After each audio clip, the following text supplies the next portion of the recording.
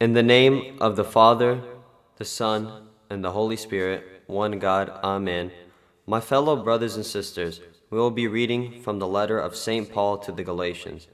From chapter 5, verse 13 to the end, the topic of this segment of this chapter talks about the freedom and behavior of the Spirit, the work of the flesh and the Spirit, as well as the fruit of the flesh and the Spirit.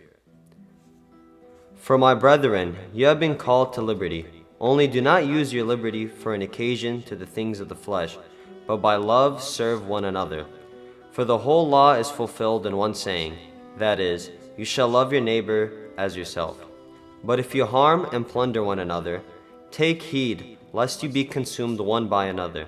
This I say then, lead a spiritual life, and you shall never commit the lust of the flesh.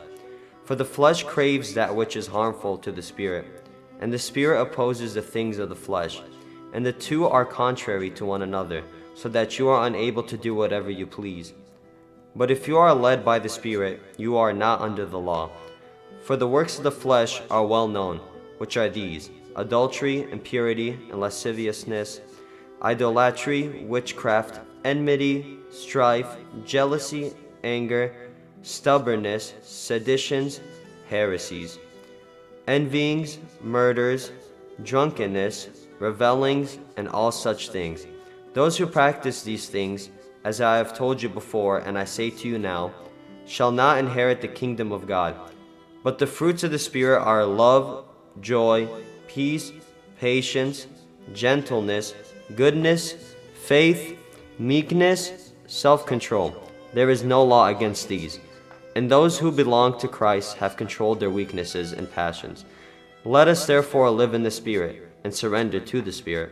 Let us not be desirous of vain glory, provoking one another, envying one another. My fellow brothers and sisters, as we have heard from St. Paul's letter, we need to ask ourselves from today to choose between these two paths: the path of life, which is the Spirit, and the path of death, which is the flesh. Not only am I asking you, but I am also asking myself, do we need to check our life and see if we are living in the flesh or the Spirit? I would like to give some practices of the Spirit. First off, I want to start off with repentance.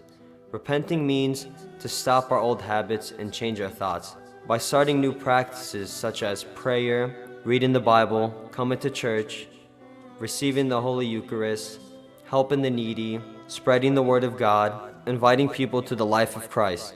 I want all of you to pray for us, and God bless you all.